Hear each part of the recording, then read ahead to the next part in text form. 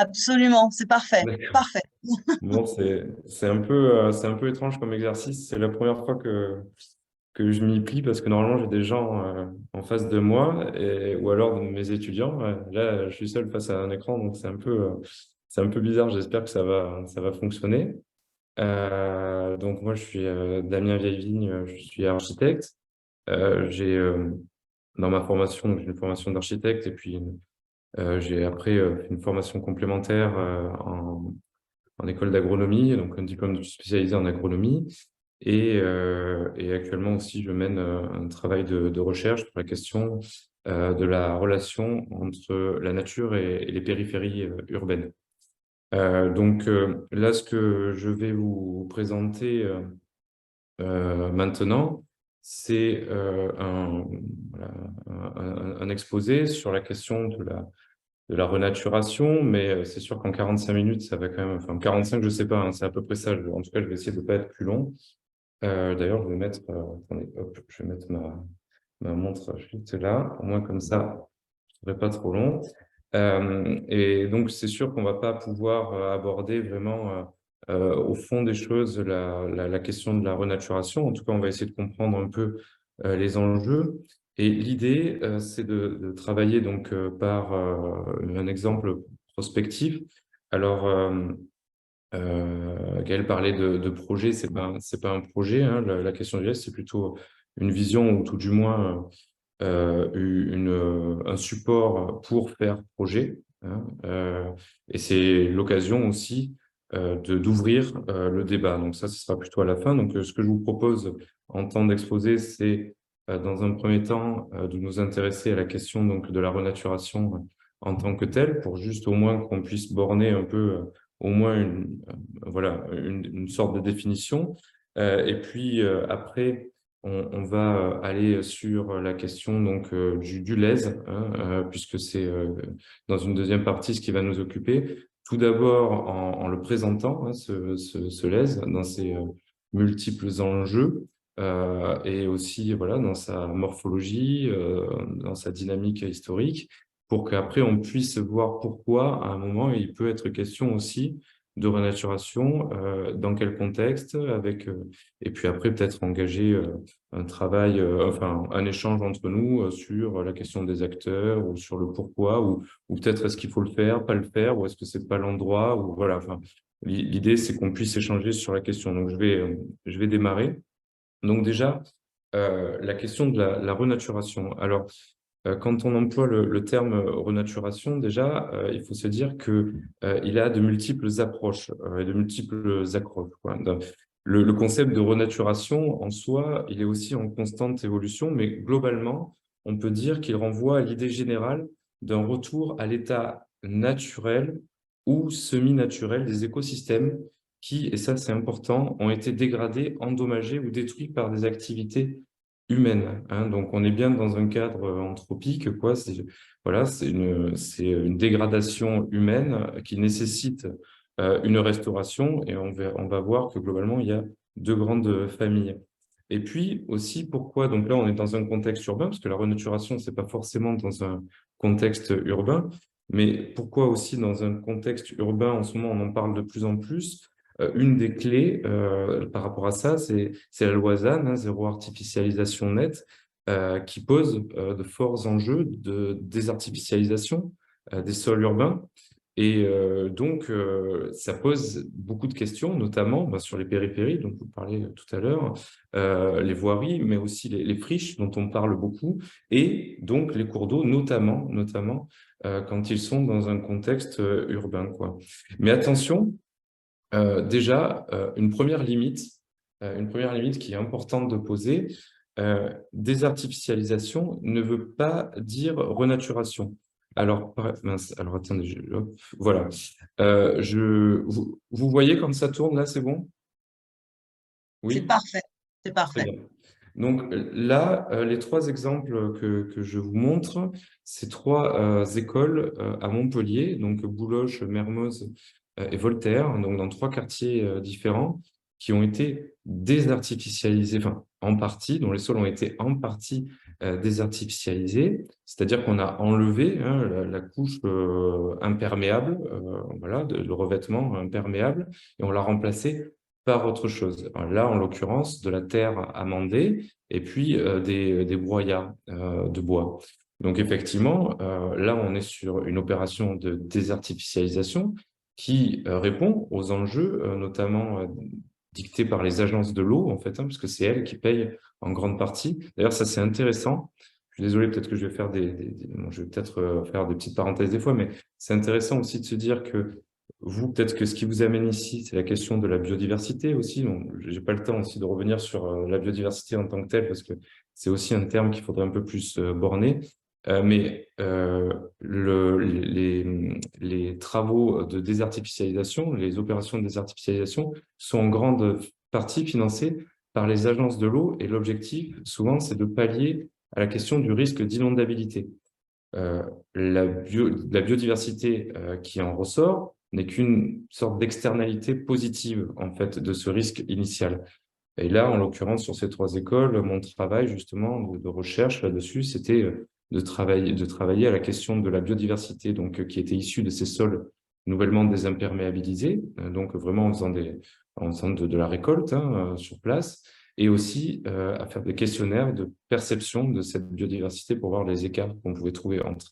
Mais vous voyez que là, on n'est pas dans une question de renaturation, c'est pas un retour à la nature en utilisant, en essayant de l'amener et puis après de laisser faire et autres. Non, là on est vraiment dans un aménagement paysager qui désimperméabilise un sol. Donc globalement, en première borne, désartificialisation ne veut pas dire renaturation. Ça, c'est important. Globalement, si on schématise la renaturation, il y a 2 grandes polarités. La première, on pourrait l'appeler, on l'appelle d'ailleurs, la régénération spontanée des écosystèmes, qui est proche d'une notion qui est très en vogue actuellement, qui est celle du réensauvagement. Là, ici, je vous indique par exemple 3 livres qui sont sortis très récemment, quoi, sur cette question-là. Et il y en a d'autres, je vous l'ai mis parce qu'en fait, bon, il y a un livre qui est très technique du Moniteur, donc pour les architectes et les urbanistes, bon, vous connaissez bien cette édition. Un autre, Réensauvager la nature pour sauver la planète, qui est plutôt intéressant pour des personnes qui peut-être doivent s'acculturer à ces notions-là. Et un livre aussi voilà, très intéressant, La part sauvage du monde, de Virginie Maris. Virginie Maris, qui est chercheuse au Centre d'écologie fonctionnelle et évolutive à Montpellier.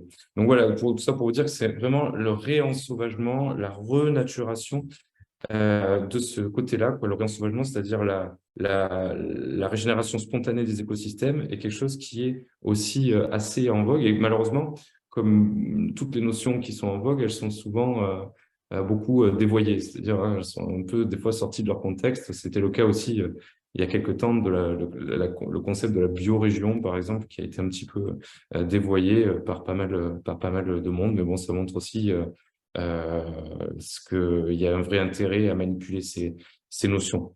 Donc, un exemple de réensauvagement, par exemple, spontané, de régénération spontanée, qui frappe, enfin, en tout cas, qui a marqué les esprits, c'est Tchernobyl, avec donc effectivement une reprise de la flore et de la faune, donc un réinvestissement comme ça de la flore et de la faune sur un site pollué, sur un site dégradé, et qui, peu à peu, effectivement, est en train de se réensauvager. Il y a des travaux scientifiques qui sont en train d'être menés dessus. Et ce qui est intéressant aussi de se dire, c'est on a l'impression que tout est en train d'être réensauvagé de manière naturelle, et en fait, pas tout à fait, puisqu'il y a de la réintroduction petit à petit d'espèces, notamment les chevaux de Przewalski. Pour ceux qui connaissent le coin, en Aubrac, il y a eu aussi l'introduction de chevaux de Przewalski en Aubrac, qui ressemble beaucoup au paysage donc, de steppe. Et donc, on en a là aussi. Donc, même dans des territoires comme ça où on a l'impression que c'est le sauvage qui a totalement repris, on a aussi de la réintroduction d'espèces, surtout en fait de grands mammifères. Parce que une autre question de la question de la nature aussi, souvent quand on parle, ou de la biodiversité, Euh, si on faisait un questionnaire, vous me citeriez. Alors maintenant, on cite les abeilles, etc. Mais on cite rarement la faune du sol, par exemple. Et alors que un quart, par exemple, des espèces décrites dans le monde sont dans le sol, en fait. Donc voilà, il y a aussi la question de la perception de cette biodiversité qui, à mon sens, devrait être réinterrogée pour qu'on soit peut-être un petit peu plus tous sachants sur cette question-là. Alors, le deuxième exemple, le deuxième pôle de la renaturation, donc le premier, c'est régénération spontanée, hein, et le deuxième, c'est vraiment là, celui qui nous occupe hein, vraiment la plupart du temps, c'est la restauration écologique, donc l'ingénierie écologique, c'est-à-dire que mince, j'ai pas le nom. Par une activité humaine, donc qui nécessite des travaux plus ou moins importants, des fois même très importants, hein, un écosystème dégradé va être restauré. Et l'ingénierie, là, va faire autant appel donc à des travaux de génie civil, hein, vraiment. Il y a même, par exemple, je crois, hein, Vinci, par exemple, qui a une branche maintenant qui est dédiée à la restauration écologique et d'autres, parce qu'il y a aussi, il faut savoir hein, qu'il y a un business là derrière, hein, avec notamment des logiques de compensation écologique qui génèrent voilà, un marché d'affaires. Quoi. Bon, et les boîtes ne s'y sont pas trompées, les grands majors, voilà, ils ont aussi dédié des branches rien qu'à ça, parce que c'est vraiment donc des travaux, hein, de travaux de génie civil, mais aussi à des techniques de restauration à l'aide d'espèces dites ingénieurs de l'écosystème. Donc, vous avez tous en tête, par exemple, quand on parle d'ingénieurs de l'écosystème, bah, par exemple, le ver de terre, hein, on en parle beaucoup, mais on parle moins des bactéries, on parle des champignons quand même, ouais, aussi, ouais, avec notamment les échanges mycorhiziens, d'ailleurs, qu'on a peut-être un peu surévalué des fois, mais ça, on pourrait, voilà, ça, il faudrait en reparler. Mais donc, les ingénieurs de l'écosystème, c'est aussi le cas de la phytoremédiation, donc, qui va permettre de dépolluer des sols par l'interaction entre les plantes et le sol et différents micro-organismes, dont ceux d'ailleurs que je vous ai cités. Et un exemple, par exemple, que je peux citer très proche de nous, c'est le cas de la restauration de la plaine alluviale de la Mosson au droit de la Vérune. Alors ça, c'est vraiment c'est un projet qui a été mené donc est animé par le PTB Lez, donc l'établissement public qui s'occupe du bassin versant Lez-Mosson. Hein. Et donc là, on était à un endroit où il y avait une pépinière qui depuis quelque temps, depuis longtemps, n'était plus en activité. Cette pépinière, elle était vraiment proche. Donc, elle était, en fait, elle était dans la Mosson. Parce que ce qu'il faut se dire, c'est que, mais on en reviendra tout à l'heure, c'est que je regarde mon temps, que un fleuve ou une rivière, en tout cas un cours d'eau, ce n'est pas qu'un lit mineur. C'est-à-dire, c'est pas juste l'endroit où il va y avoir de l'eau, mais c'est aussi l'endroit où elle déborde. Et là, en l'occurrence, cette pépinière était dans la plaine, donc alluviale, dans le lit moyen à majeur donc de ce cours d'eau. Et donc, qu'est-ce qu'il avait fait, le pépiniériste? Il avait monté des merlons, il avait monté en fait des levées de terre pour éviter justement d'être inondé quand il y avait des épisodes méditerranéens, par exemple, et autres. Donc, il avait fait ça. Le problème, c'est que quand on fait ça, le cours d'eau s'incide, en fait, il rentre enfin, globalement, il dysfonctionne, pour faire simple. Et donc, le cours d'eau va mal, quoi. Il ne fonctionne plus parce que globalement, là où il était, on l'appelle justement l'espace de bon fonctionnement ou l'espace de mobilité. Donc, à la suite, le terrain a été racheté, il y a eu des grands travaux qui ont été faits, et donc il a été recréé donc cette plaine alluviale en laissant libre cours donc à l'eau de pouvoir déborder et donc de retrouver son lit, et donc à l'eau aussi de pouvoir s'infiltrer directement sur la parcelle et de retrouver donc son système quoi, et qui fonctionne.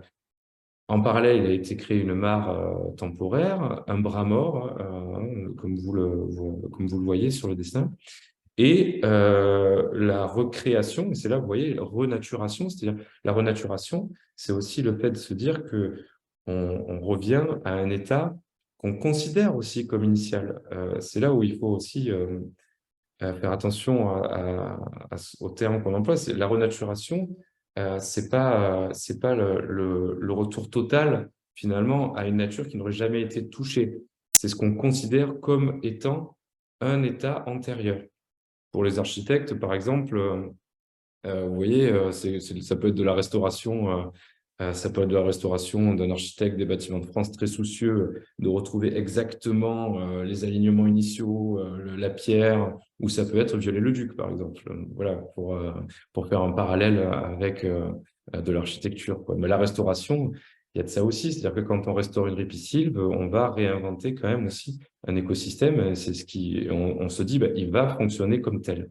Voilà, et donc ça c'est intéressant. Ça renvoie aussi, il y avait beaucoup d'espèces sur le site qui étaient considérées, donc des espèces de pépinières qui étaient considérées comme exotiques, envahissantes, hein, à juste titre, parce que c'est comme ça qu'elles sont déterminées, notamment par l'UICN, l'Union internationale de conservation de la nature.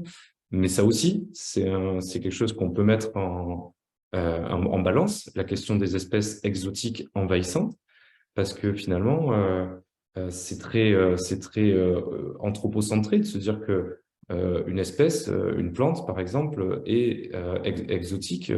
Et l'indigénat en fait d'une plante, elle date globalement de la découverte de l'Amérique par Christophe Colomb. Ça, c'est globalement un peu la phase entre l'indigénat et le fait qu'elle ait un caractère exotique. Donc finalement, c'est très lié à nous. Il y a les travaux de Jacques Tassin, pour ceux qui connaissent, hein, qui est un chercheur du CIRAD ici, qui justement a une vision un peu différente des espèces exotiques ou des espèces indigènes ou endémiques, ce qui est encore autre chose. Donc voilà la plaine. Alors bon, c'est sûr que c'est pas spectaculaire, hein. Quand on le voit comme ça, on a l'impression que c'est un peu aride. Il y a eu des plantations, vous voyez. Enfin, je sais pas si vous voyez bien. Il y a la rive aussi qui est retravaillée. Enfin, voilà, il y a un espace qui est en train de se créer. Il faut y revenir dans 2 ans, dans 3 ans. Je crois que d'ailleurs le PT Bélez, anciennement Cible, fait des visites régulièrement. Donc je vous invite à aller là-bas et voir comment ça évolue. Et là, vous voyez la Mosson, quoi, hein, qui ressemble un peu plus à une rivière, ce qui n'était pas le cas avant. Malheureusement, j'ai pas de photos avant à vous montrer. Ça, c'est quand j'y suis allé.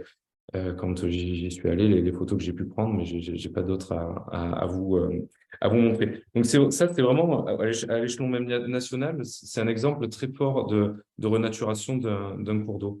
Mais alors, il y a aussi une deuxième chose à voir. Finalement, la renaturation, il faut la voir parce qu'elle n'est pas aussi. C'est que renaturation n'est pas forcément que végétalisation. Je m'entends. En France, par exemple, alors, de manière, reprend un contexte historique. L'histoire de la conception paysagère des espaces urbains démarre vraiment. Bon, on peut y trouver d'autres approches, bien sûr, mais elle démarre vraiment au XVIIe siècle, quand les villes, notamment, doivent sortir de leurs remparts. Et cette histoire, d'ailleurs, elle est très bien racontée dans un livre que je vous conseille, c'est La ville végétale de Charles-François Matisse et Émilie Anne Pépi, qui montre effectivement cette évolution de la place du végétal en ville. Mais c'est vraiment, pour le coup, au XIXe siècle, et avec la transformation urbaine de Paris, donc le Paris qu'on appelle haussmannien, hein, mais qui finalement est quand même plutôt dû à Adolphe Alphand, hein, et Eugène Belgrand. Donc Adolphe Alphand, ingénieur à la tête du service des promenades et des plantations. D'ailleurs, lui, il est resté à la suite de la chute du Second Empire. Et Adolphe Alphand est considéré comme le père des espaces verts à Paris, qui voyait comme un réseau d'espaces verdoyants. Là, vous avez une image du parc Monceau dans le 8e arrondissement. Et Eugène Belgrand, qui lui était ingénieur hydrologue, ensemble, ils ont constitué cette trame de parc. Mais cette trame de parc n'était pas, c'est de la végétalisation, mais elle avait comme fin des fins hygiénistes et paysagères au sens pictural, hein, du terme. Même si, bien sûr, il y a un certain retour à la nature et autres, mais les espaces verts, beaucoup d'espaces monofonctionnels, beaucoup de travaux paysagers qui n'étaient pas là pour gérer forcément des interactions entre les espèces et donc générer plus de biodiversité, même si, dans certains cadres, le fait est marquant. Mais ce n'est pas cette fin-là. C'est-à-dire que la végétalisation, on peut très bien végétaliser, par exemple, et faire des grands parterres de pelouse monofonctionnels sans qu'il y ait un vrai intérêt écologique à ça. Je vous ai mis par contre à côté un autre exemple d'un parc qui n'est pas forcément le meilleur des parcs de Montpellier, d'ailleurs, loin de là, le parc René Dumont. D'ailleurs, René Dumont, premier candidat écologiste au présidentiel, où là, un parc de Michel Desvignes, un paysagiste, le même qui a fait aussi conçu le parc Charpac, où là, il y a un test, un essai. Alors, c'est pour aussi retenir, donc, enfin, faire une rétention des eaux pluviales, mais il y a une volonté de générer des interactions entre la faune et la flore, et le fait est que ça marche plutôt bien, parce qu'on commence à voir des lézards de muraille, des libellules et autres, enfin bon, toute une grenouille, enfin, il y a toute une vie qui est en train de se mettre en place dans un parc qui, encore une fois, n'est pas forcément celui qui fonctionne le mieux, avec des arbres dont certains sont en train de mourir, enfin bon, voilà, c'est avec toutes les contraintes, et notamment liées à une piètre qualité de sol aussi, hein. La réalité, c'est que tout se joue beaucoup dans le sol, dans ce qui se voit pas. Malheureusement, le sol, c'est ce que je disais il n'y a pas longtemps ailleurs, hein, c'est que comme un peu la mer, l'océan, quoi, c'est que comme on le voit pas, mais finalement on a l'impression que ce qu'il y a dedans, ça n'existe pas. Or, la réalité, c'est que dans le sol se passe énormément de choses, mais j'ai l'impression quand même petit à petit, on commence à le découvrir, quoi.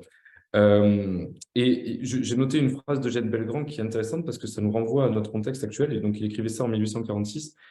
Tout le monde sait que la question du reboisement est aujourd'hui plus que tout autre à l'ordre du jour. Et vous voyez, quand on voit tous les politiques de France et à l'étranger qui ont des objectifs de 50 000 arbres, de 200 000 arbres, de machin, donc de reboisement, on dit autrement, quoi, finalement, et comme si c'était quelque chose de très novateur, finalement, on voit que c'est pas si innovant que ça et que les enjeux, ils étaient déjà là, au moins en 1850. Ils étaient là encore avant, puisque aussi, non, je vous remets dans un contexte bien antérieur. Au Moyen-Âge, on a failli quasiment perdre nos forêts. Enfin, on l'a pas perdu totalement, mais disons qu'on avait tellement déboisé les forêts qu'on s'inquiétait de leur état et de la possibilité même d'en avoir par la suite. Donc, ça a largement évolué depuis, mais je m'éloigne un peu. Donc, c'était aussi pour vous dire que végétalisation ne veut pas forcément dire renaturation. Pour qu'il y ait renaturation, il faut aussi qu'il y ait un caractère là-dedans fonctionnel, au sens fonctionnel de la nature. Et donc, ça nous renvoie aux travaux, pour ceux qui connaissent aussi, de Philippe Clergeau, hein, La ville biodiversitaire, sur globalement les travaux qu'il peut faire lui, et puis aussi ses équipes sur la question du rapport global entre la ville et le vivant, et notamment avec des espèces qui sont devenues rares ou disparues dans l'espace urbain. Un exemple aussi, alors c'est pas ça que je vous montrer, un exemple qui est proche de nous, à Marseille, qui est très intéressant aussi, c'était le parc urbain aux papillons. C'est-à-dire que c'est un parc qui a été créé donc à Marseille pour faire revenir, bon, notamment, pas que, mais des papillons, où on s'était rendu compte finalement que sur un gradient d'urbanisation, il y avait de moins en moins de diversité d'espèces de papillons. Donc, il a été planté des plantes nectarifères et des plantes hôtes, puisque il y a beaucoup de papillons en fait qui sont inféodés à des plantes bien précises. Et donc, petit à petit, donc j'ai pas dit le nom de l'écologue qui a été à l'initiative de ce parc, c'est Magali Deschamps-Cotin. Donc le parc fait 1,5 hectare. Il y a un site internet qui est dédié, je vous conseille d'aller voir, c'est assez intéressant, ou d'aller même sur site.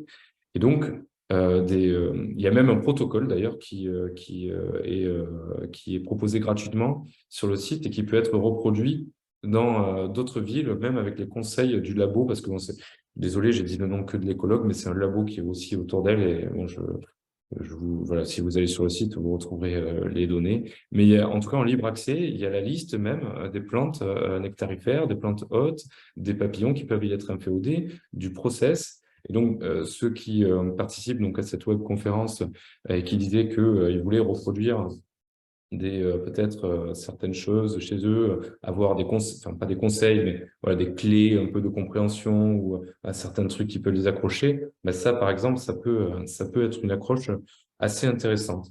Il y a aussi, parce qu'on parle de ville, il y a quelque chose qui est intéressant quand même, qui permet, à mon sens, hein, et on pourra en débattre, hein, qui permet quelque part d'amorcer cette renaturation. Et là, c'est plus dans la question de notre perception de ce réensauvagement, parce que des fois, c'est très fin, hein, le réensauvagement.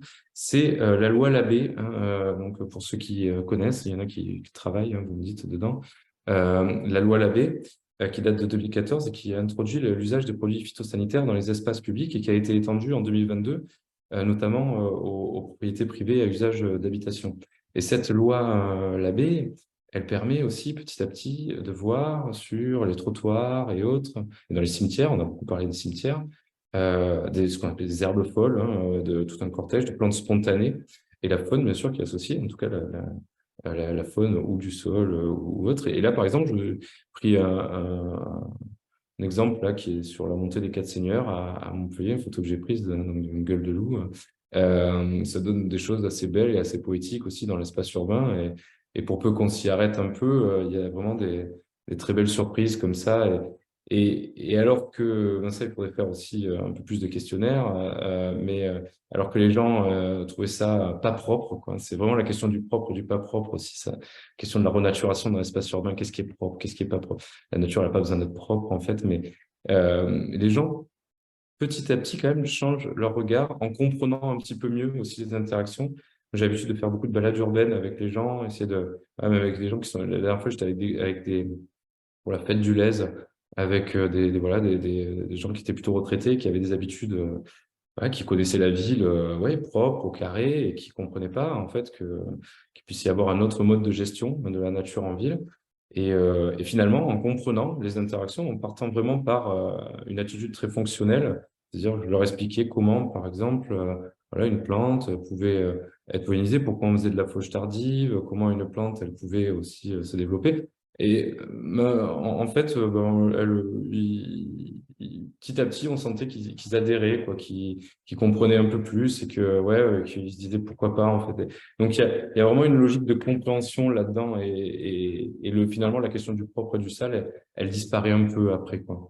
Donc maintenant, on va en venir donc à un cas, quoi, pratique. Alors pour ceux qui sont pas de Montpellier, c'est pas grave parce que justement, je démarre par une vraie explication hein, de ce qu'est ce fleuve. On va partir du Lez, quoi, pour comprendre un peu aussi les enjeux de renaturation. Pourquoi on va partir du Lez? Bah déjà parce que moi, c'est ce dont je peux parler.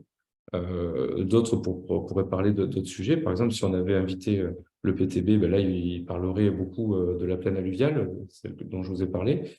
Moi, je parle du Lez parce que c'est mon objet, ça commence à être vraiment mon objet d'étude, et puis c'est une sorte de passion aussi voilà, que j'ai pour ce fleuve qui a été dans le passé assez peu finalement considéré, quoi, en tout cas par beaucoup. Et là, c'est pour introduire, vous voyez ces deux images globalement. C'est une image donc dans la traversée de Montpellier à gauche, au niveau de l'hôtel de région. Et la deuxième, c'est le même fleuve, mais c'est à Montferrier-sur-Lez, donc en amont, quand il est dans un contexte. Alors, on va pas dire naturel parce qu'il a toujours été modifié, le Lez, mais en tout cas avec une ripisylve dans un contexte de fonctionnalité biologique, voilà, on va dire. Donc maintenant, la deuxième partie, maintenant qu'on a traité un peu des questions de renaturation et de savoir ce qu'était renaturation et ce que n'était pas renaturation, je vous emmène donc sur le Lez en abordant d'abord ses caractéristiques et puis enfin en essayant de voir quel pourrait être un autre avenir pour ce Lez dans sa traversée, notamment au droit d'Antigone. Alors, donc, le Lez, c'est un fleuve déjà. Il est petit, il fait un peu moins de 30 km, et il prend sa source à Saint-Clément-de-Rivière. Ici, c'est une photo de sa source, qu'on appelle la vasque, parce que c'est une forme de vasque. Quand il est plein, là c'est le cas, quand j'ai pris cette photo, il était plein. Vous voyez que, vous voyez ma souris? Je ne sais pas si vous voyez ma souris. Si je mets je mets le truc, vous voyez ma souris? Bon, je Là, vois je pas. la vois pas, Damien. Ah bon, c'est pas grave. Bon. Vous voyez qu'il y a une ligne d'eau. Ah, En si, fait, si, là, si, si, si, si, si, il est en train de si, si, on la voit déborder. très bien. On la voit très Voilà. bien. Impeccable. D'accord. Donc, il est en train de déborder. Donc, la vasque déborde, ça veut dire que globalement, dans le système LES, le fleuve agit assez normalement, c'est-à-dire qu'il déborde et il retrouve son cours d'eau. Globalement, ici, là, dans cette vasque, il y a environ 11 mètres de hauteur d'eau. Voilà. À peu près 10-11 mètres de hauteur d'eau. J'ai eu la chance avant de pouvoir y aller. Donc, je suis plongeur aussi. Voilà, je fais de la plongée. Et donc, il y a 11 mètres de hauteur d'eau. Et là-dedans, en dessous, il y a donc une résurgence. Donc, en dessous, une résurgence par laquelle l'eau sort, hein, dans cette vasque. Donc, c'est une résurgence karstique. Donc, qu'est-ce que c'est qu'une résurgence karstique? C'est-à-dire que c'est de l'eau pluviale qui va traverser comme ça le karst, c'est-à-dire de la roche calcaire fracturée. L'eau va s'immiscer dans le karst pour retrouver à un moment un exutoire. Et là, en l'occurrence, l'exutoire, c'est cette résurgence quoi, qui alimente le Lèze. Donc, il fait un peu moins de 30 km, comme je vous l'ai dit. Et il se jette donc dans la Méditerranée par l'intermédiaire d'un système d'étangs, hein, les étangs palavasiens, donc l'étang du Méjean à Palavas-les-Clos. Et il est un des deux cours d'eau principaux de notre bassin versant Lèze-Mosson. Voilà, hein, donc le Lèze, le fleuve, et la Mosson, qui est un affluent, hein, du Lèze, d'ailleurs un affluent artificiel en fait du Lèze. Ça, je suis pas si longtemps que ça, que la Mosson avait été déviée finalement. Donc le Lèze-Mosson qui est notre petit bassin versant. Tout est petit en fait dans notre bassin versant. Notre fleuve est vraiment aussi assez, vous voyez, assez petit quoi. Donc le Lèze aussi, c'est vraiment une histoire et un patrimoine parce que finalement c'est un fleuve très urbain et il a été, on va dire, il y a eu un usage quasi industriel quoi, hein, depuis le Moyen Âge. C'est pour ça que je vous disais qu'il n'est pas totalement naturel quoi. Et c'est pour ça aussi peut-être qu'on peut se permettre de le réinterpréter d'une certaine manière parce que il a toujours été anthropisé, quoi. C'est-à-dire qu'il y a toujours eu la main de l'homme dessus depuis le Moyen Âge, depuis les moulins. Hein. Donc là, vous voyez une carte avec environ les 25 moulins hein, Et pour chaque moulin, et ça c'est important au niveau biologique, pour chaque moulin, il correspond un seuil. C'est-à-dire qu'un seuil, qu'est-ce que c'est? Je crois que voilà, là vous voyez un seuil. Donc c'est une sorte de barrage en fait hein, qui laisse quand même passer l'eau et qui permet de dévier l'eau pour qu'il y ait de l'énergie hydraulique pour le moulin. Donc là, vous voyez ce seuil qui des fois sont assez importants. Donc là, par exemple, moi, je fais du kayak là, sur le Lèze, mais c'est compliqué. Je suis obligé de le faire avec une tenue de plongée parce que tous les 500 mètres, on est obligé de descendre voilà, pour passer de l'autre côté parce que on peut pas on peut pas les descendre de manière naturelle. Ça fait que le Lèze, globalement, il faut imaginer une grande forme d'escalier, en fait, hein, tous les 500 mètres environ. Ce qui fait que il y a une vitesse d'eau qui est moindre. Ça pose aussi d'autres questions sur les espèces, notamment piscicoles, donc les poissons, qui vont avoir du mal à remonter. Mais elles ont plus de mal avec les aménagements qui ont été faits au XXe siècle plutôt qu'avec ceux-là, puisque par exemple à Montferry-sur-Lèze, jusque je crois dans les années 50 ou même plus, je suis pas sûr de moi sur la date, il y avait de la grande fête à l'anguille, par exemple, où on les pêchait et puis après on les faisait griller. Maintenant, ce serait plus la peine d'essayer de le faire parce qu'il y en a plus du tout. Ou alors vraiment très peu, s'il y a quelqu'un qui le prend, il peut prendre une photo pour le midi libre, je pense. C'est des moulins, c'est aussi des ponts, hein, ce qui marque le Lèze, donc des ponts du 18e, des ponts du 19e. Donc là, le pont de Montferrier-à-Prat qui est en train refait. Et puis, c'est aussi le port, les questions de port, le port Juvénal, quoi, là, ici, pour ceux qui connaissent Montpellier. Donc, c'est globalement là où il y a l'hôtel de région hein, actuellement, donc ce qui va nous occuper juste après, là, on va vous parler, qui existait depuis 1719, hein, ce port, avec un grand commerce de laine. C'est aussi des guinguettes, ça, je vous montre ça, c'est important pour aussi ce que je vais dire après. Donc, c'est des guinguettes, donc la guinguette Montplaisir, entre Castelnau globalement et Montpellier. Il y a la réserve Rimbaud, hein, qui est devenue, sur lequel a été fait après derrière un grand restaurant étoilé. Et puis la Tabarca, la guinguette des Aubes, quoi. Tout ça n'existe plus d'ailleurs. Je crois que c'est la Tabarca qui s'est fait remporter par une inondation. Je crois que c'était la Lézarde, l'inondation de 1933. Donc le lait, c'est pour nous, et ça c'est important, c'est une ressource. C'est une ressource en eau potable, c'est-à-dire que c'est une situation quasiment inédite au monde. Peu de gens le savent d'ailleurs. Le lait donc alimente 75%, environ les trois quarts de la population de la métropole. C'est 85 000 mètres cubes d'eau qui sont pompés par jour. C'est une situation, en fait, c'est l'un des plus gros captages ponctuels d'eau souterraine au monde.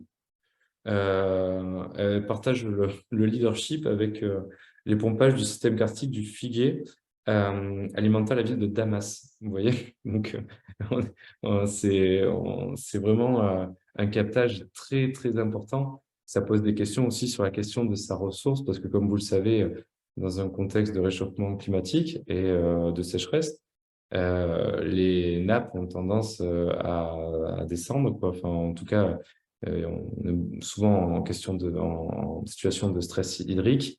Les nappes vraiment voilà, sont souvent très basses. Et ça pose des questions sur la question de la ressource en eau, quoi, du territoire. Voilà. Mais c'est notre ressource principale. Sachant que il y avait une exploitation donc, du lait pour l'eau potable depuis 1765, mais c'était géré de manière passive jusqu'en 68, et à partir de 82, on a pompé l'eau du lait directement dans l'aquifère. C'est-à-dire, vous voyez le schéma là, comment ça marche, et c'est important de comprendre au niveau écologique aussi le lait, c'est que le système, c'est qu'il y a 3 groupes de pompes qui sont directement, donc maintenant vous savez ce qu'est un système karstique, directement dans le karst, qui vont pomper de l'eau du lait à 1100 litres seconde, directement en fait dans sa source, et pas dans la vasque. La vasque, c'est ça, ce que je vous montrais. Sachant qu'en été, moi je vous l'ai montré pleine, en été elle est vide, hein, la vasque, hein, il n'y a plus du tout d'eau hein, dans la vasque. Donc c'est des pompes, et finalement qui déconnectent le système du lèse de son cours d'eau. Et ça, je vais vous montrer après comment ça fonctionne pour redonner de l'eau dans le lèse. Mais il faut se dire qu'en fait, quand on pompe de l'eau là, si on ne redonnait pas de l'eau au lèse, ben, il y aurait plus d'eau du tout dans le lèse.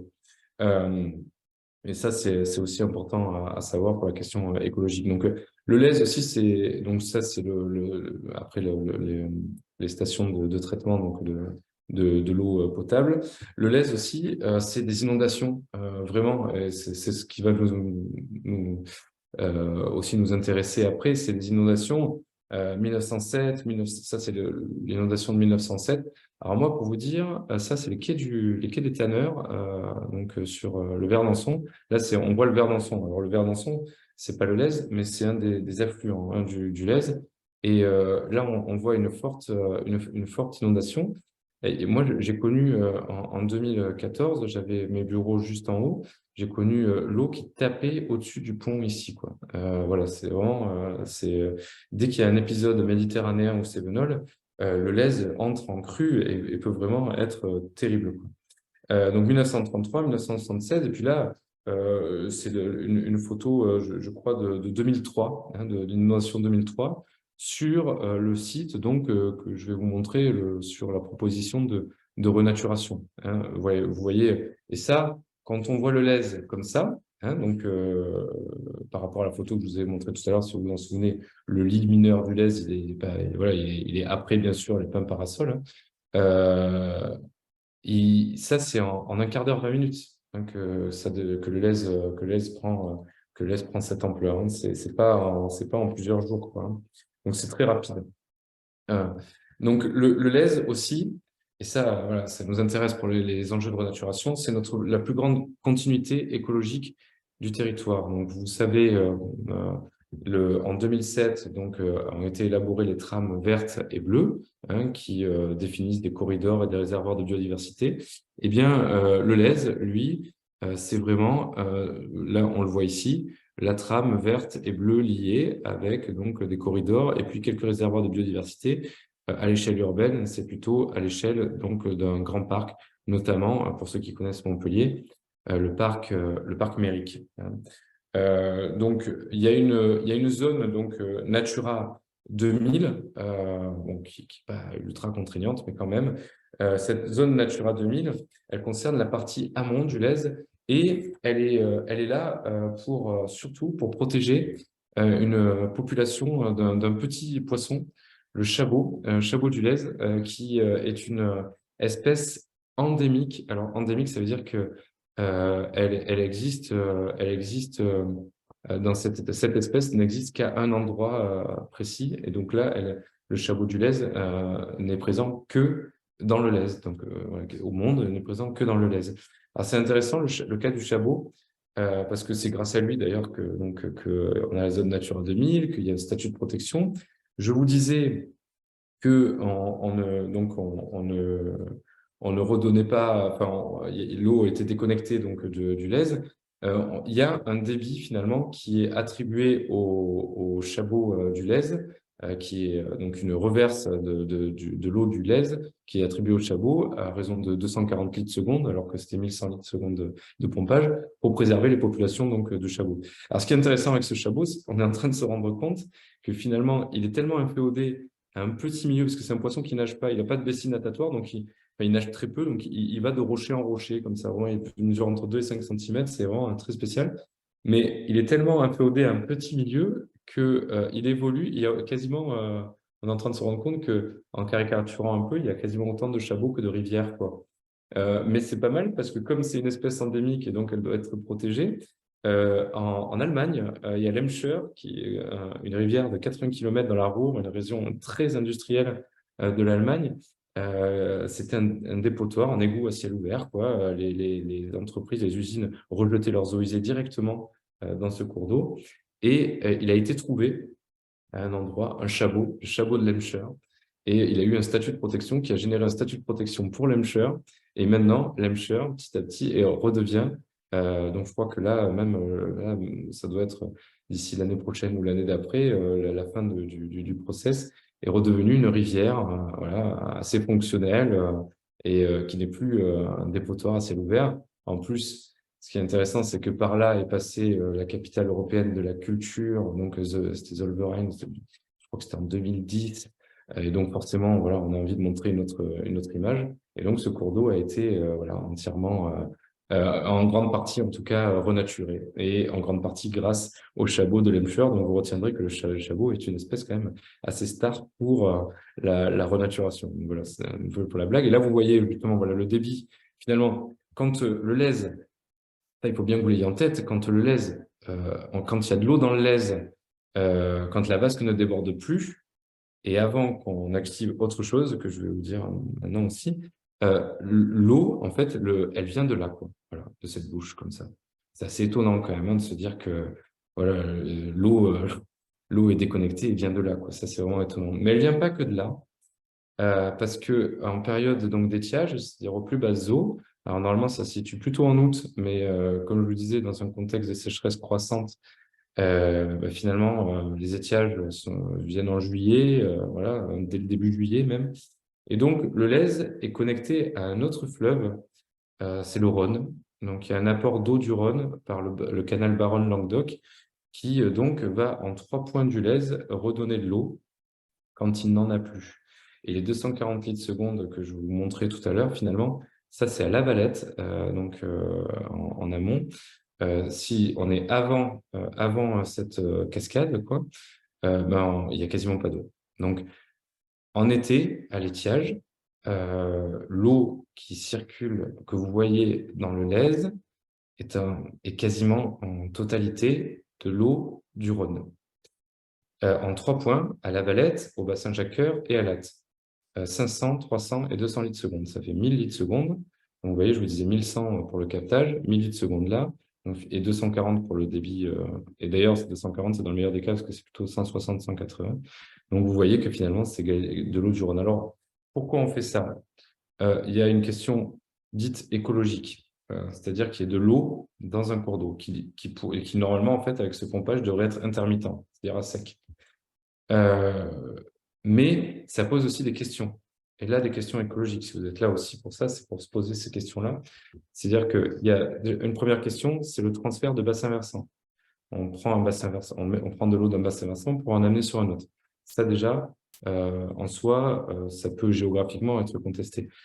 La deuxième chose, c'est que je vous parlais d'espèces exotiques envahissantes. Je vous disais que, bon, voilà, on pouvait les considérer autrement tout à l'heure. Par exemple, c'est le cas de l'élante. Et je vous invite à lire le texte de quelqu'un que j'aime beaucoup, Véronique Mur, qui a sorti récemment un très beau texte sur l'élante, en espèce envahissante, et qui peut être reconsidéré en ville parce qu'il est très bien adapté à la ville. Voilà, donc ça, on peut le considérer. Par contre, dans les cours d'eau, c'est beaucoup plus compliqué, les espèces invasives, parce qu'elles ont tendance vraiment à énormément coloniser. Alors la flore, par exemple, on a la Jussie, pour ceux qui connaissent. La Jussie, ben, on en avait d'ailleurs sur le Lèze au droit de l'hôtel de région. Ces très belles fleurs jaunes que vous voyez sur les cours d'eau qui envahissent entièrement les cours d'eau. Le problème, c'est qu'elles envahissent tellement qu'elles bouffent littéralement l'oxygène et qu'on est obligé, là, pour le coup, de les enlever. La question des espèces envahissantes, quand on est dans les cours d'eau, ça devient vraiment un vrai problème. Il y a aussi la renouée du Japon, tout le monde connaît la renouée aussi du Japon. Et là, ça envoie donc dans le Lèze des espèces envahissantes, et notamment, là, un cas problématique, c'est la moule chinoise qui vient par transfert d'eau du Rhône au Lèze, et qui est beaucoup plus adaptée, en fait, très invasive. Donc, les espèces invasives, globalement, elles ont rarement tendance à rester sur un milieu, parce qu'elles investissent souvent un milieu dégradé, mais elles le colonisent beaucoup plus vite. Et donc, elles rentrent très vite en compétition avec les populations donc, de moules indigènes, et elles sont en train petit à petit de les remplacer. Donc ça pose vraiment des problèmes. Donc, vous voyez que finalement, d'un point de vue écologique, de dire il faut qu'il y ait de l'eau, c'est beaucoup plus complexe que ça en a l'air. Oh là là, mais il est 18h57. Ça fait combien de temps que je parle? Damien, tu as entièrement le temps. Bon, non, mais je vais aller plus vite. Donc voilà, donc vous avez compris hein, la question. Pour moi, c'est plus une question paysagère. C'est-à-dire que au niveau paysager, donc pour l'attrait de l'œil aussi, hein, esthétiquement, etc., qui est de l'eau dans un cours d'eau. Voilà. Parce que sinon, on devrait s'adapter à soit ne plus pomper autant d'eau dans le Lèze, et ça va être compliqué avec une population allant croissante. Et honnêtement, ça je le dis voilà, entre nous, je pense que le vrai facteur limitant de l'urbanisation de la métropole, dans les années à venir, les décennies à venir, ce sera l'eau. J'en parlais avec un ami, Jean-Paul Vol, un ami géographe, pour ne pas le citer, il a plus de 70 ans à travailler sur ces questions-là, je crois même 80 maintenant, à travailler sur ces questions-là. Il me disait, mais quand ça a été conçu, c'était le système donc, de captage d'eau, c'était pas conçu pour autant de personnes. Et avec des besoins en eau qui n'étaient pas ceux. Nous, on a besoin d'environ, c'est dormé à 150 litres d'eau globalement par personne, ce qui ne veut pas dire grand-chose en fait, mais à l'époque, c'était 60-70. Voilà. Donc, voilà, ça, c'était une petite parenthèse, mais la question de l'eau, et c'est pour ça aussi que je m'intéresse beaucoup à cette question-là, c'est que je pense que c'est vraiment le grand facteur limitant de l'urbanisation dans les années à venir et qu'il faut prendre soin de notre bassin versant. Et c'est aussi pourquoi je vous présenterai aussi cette proposition, on va dire. Donc, il y a la question aussi, il ne faut pas oublier, je vous parle du Lèze, mais il ne faut pas oublier que un cours d'eau, c'est aussi ses affluents. Et que ça, par exemple, le Verdançon, c'est une rivière. On ne dirait pas, là, mais c'est une rivière. Quand on la voit comme ça, effectivement, ça paraît étonnant. Donc, c'est aussi ces affluents et c'est notamment les aiguerelles qui sont entièrement enfouies. Et c'est la question du chevelu, du réseau chevelu hydraulique urbain enfoui. Et ça, il faut aussi voilà, l'avoir en tête.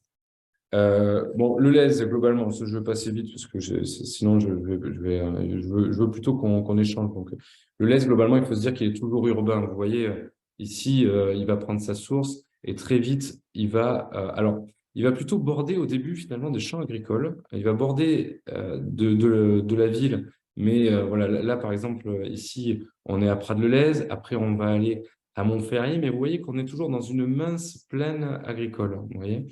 Euh, Par contre, c'est quand il rentre dans le système Castelnau-Montpellier. Je dis système Montpellier-Castelnau, Castelnau-Montpellier, parce que en fait, le Lèze, lui, au niveau du cours d'eau, il va rentrer d'abord dans Castelnau, il va aller dans Montpellier, il va repartir, il va reborder Castelnau et Montpellier pour aller que sur Montpellier. Donc vraiment, là, on est pour le coup dans le cas d'un système urbain continu hein, entre Montpellier et Castelnau.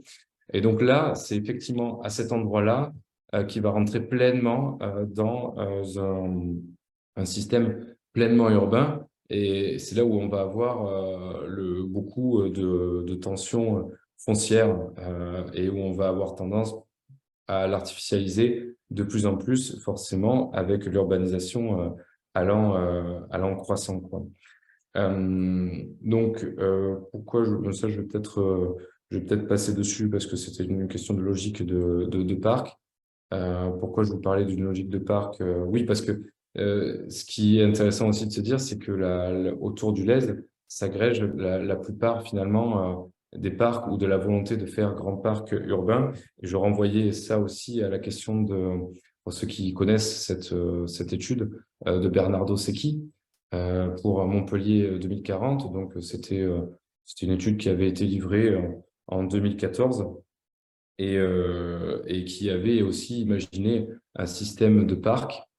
Mais ce qui est intéressant, c'est que finalement, vous voyez que ce soit là, ou alors un peu plus quand même, c'est qui, lui, il avait une logique d'eau, quoi, hydraulique. Mais là, vous voyez finalement sur ce schéma qui est donc la marathonienne, donc c'est le schéma des espaces verts de Montpellier, finalement, la place de l'eau, elle est pas, voilà, on sent que elle n'est pas pleinement prise en compte. Elle est prise en compte, mais on sent que c'est pas forcément là que se situe la trame. C'est qui un peu plus, c'est ce que vous voyez en bleu foncé. Le problème de C'est qui, c'est que c'est un projet qui n'a pas résisté à l'alternance politique. C'est-à-dire que ça, c'est un vrai sujet aussi quand on aborde la question de la ville, c'est que ça doit interagir avec le politique.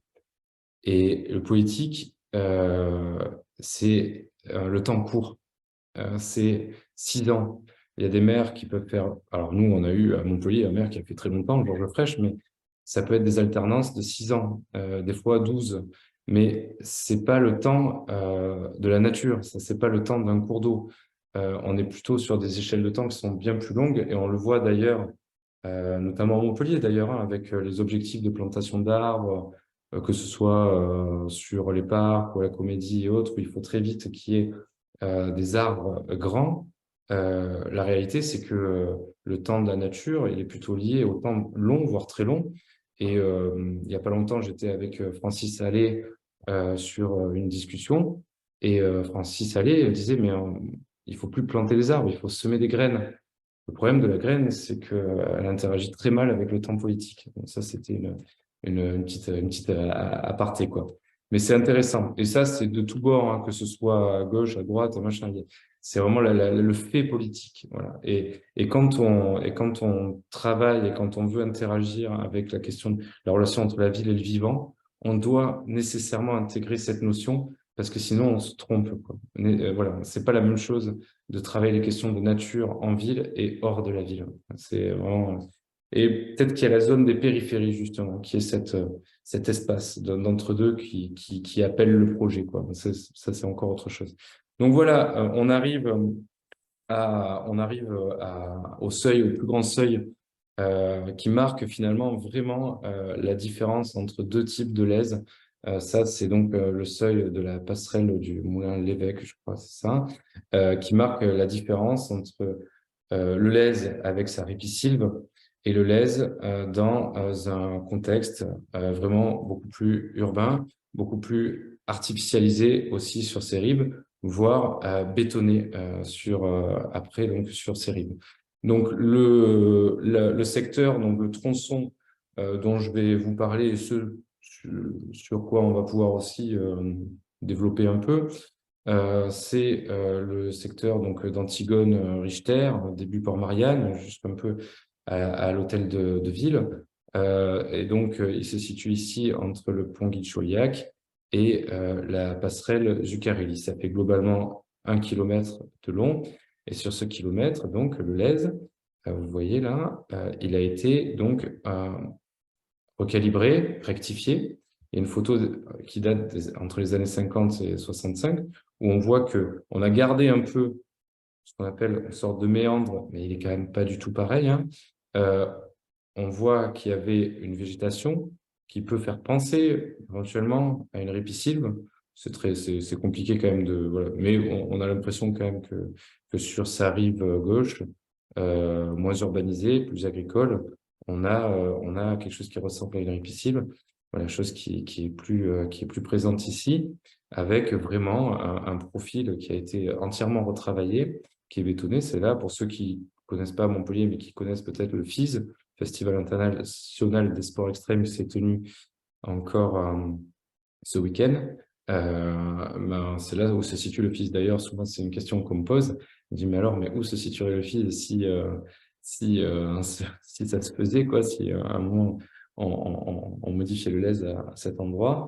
Pour moi, avec tout ce qu'on est en train de faire sur les quartiers de la Paillade, la Mosson, en tant que sport urbain, je pense qu'ils auraient vraiment leur place là-bas. Ce serait vraiment super d'ailleurs d'avoir un festival de cette ampleur dans un quartier qui est un quartier politique, quoi. Voilà. Et là, c'est une photo. Alors pour ceux qui connaissent Montpellier, quoi, c'est une photo prise au pont Trinquart, en fait. Voilà. Ce qui est intéressant, c'est que cet immeuble existe toujours. Voilà. Donc pour ceux qui connaissent Montpellier, vous pourrez très facilement le reconnaître parce qu'il est vraiment dans sa même forme. Et on voit le Lèze qui méandre comme ça, un petit cours d'eau qui est quasiment insignifiant, quoi. Enfin, peu signifiant en tout cas dans l'espace. On sent que peut très vite ne plus avoir d'eau, quoi. Voilà. Et c'est ça, c'était la réalité, quoi, de Montpellier sur ce secteur avant qu'il y ait donc ces aménagements. Donc moi, le secteur, donc le tronçon dont je vous parle, c'est celui-là, quoi. Voilà, c'est celui dont on a parlé, mais là, c'est peut-être un petit peu plus visible. Et donc, c'est celui-là.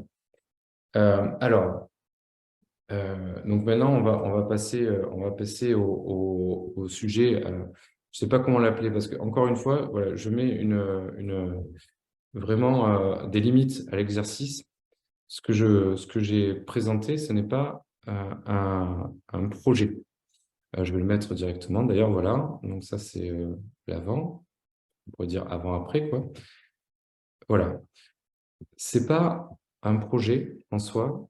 Je vais vous expliquer pourquoi j'ai fait ça aussi, parce que c'est intéressant quand même de le voir et de le comprendre. Et peut-être que ça donnera envie à d'autres aussi dans d'autres villes. J'ai vu qu'il y en a qui étaient quand même dans d'autres villes, ou même à Montpellier. Et après, je vous expliquerai aussi pourquoi il faut agréger des acteurs sur cet enjeu-là.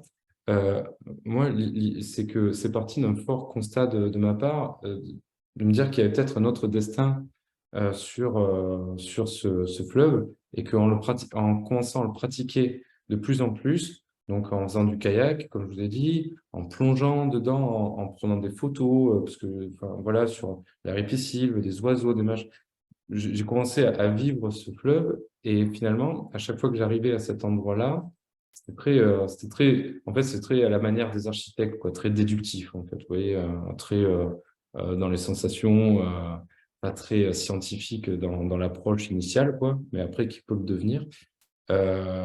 J'avais une forte intuition que ce fleuve, à cet endroit-là, il pouvait avoir un autre destin, un autre usage, et qu'en fait, on pouvait aussi avoir peut-être un cours d'eau qui fonctionnait et qui avait voilà, un autre destin à cet endroit-là. Donc, comment j'ai fait? On a travaillé donc, en agence, hein, on a travaillé sur ce sujet-là. On a passé d'ailleurs beaucoup plus de temps à requalifier les voiries qu'on n'a pas du tout montré dans le projet que le cours d'eau en lui-même, parce qu'il y a un vrai enjeu sur les quais finalement. Quelque part, on s'est mis dans une posture de projet, tout en sachant que voilà, on présentait pas un projet, mais plutôt une vision. Et on en a fait finalement, on a sorti plutôt des images euh, qu'on a que j'ai envoyées aux médias. Pourquoi? C'était pas pour dans un but, comme d'ailleurs il a été écrit dans des mauvaises presses. De se faire mousser ou quoi que ce soit, parce qu'au contraire, c'est plutôt ce projet, j'ai plutôt envie qu'il m'échappe de manière générale. C'était dans l'idée de se dire que dans un contexte actuel, la force de l'image, elle est vraiment importante et que c'est peut-être en montrant ce que ça pourrait être vraiment que ça pourrait être plein d'autres choses. D'ailleurs, ça sera sûrement d'ailleurs pas ça. Mais voilà, une idée, une vision que on peut sensibiliser les gens à cette question-là, à cet endroit-là, en faisant des avant et des après. Donc, je vous montre un autre à hauteur d'œil. Donc voilà, quand on est sur les quais euh, et avec une autre vision, voilà, de ce fleuve. Et effectivement, ça a fonctionné puisque les gens se sont emparés du sujet, ont apprécié la démarche. On- pour peu d'entre eux, mais certains l'ont critiqué, mais c'est intéressant. Enfin, critiqué, je veux dire, négativement, soit parce que, effectivement, enfin, je vous l'ai pas dit, parce que c'est vrai qu'il y a pas tout le monde qui est de Montpellier, mais on est dans un contexte d'Antigone avec quand même un quartier qui a été fait par un éminent architecte, Ricardo Bofill. Donc, il y avait aussi cette idée-là de dénaturer un travail. En plus, quand c'était le calendrier, mais c'est quand le projet est sorti très peu de temps après, malheureusement, Ricardo Bofill décédé. Donc, c'était un peu un crime de lèse-majesté, voilà, de porter atteinte à l'œuvre du maître.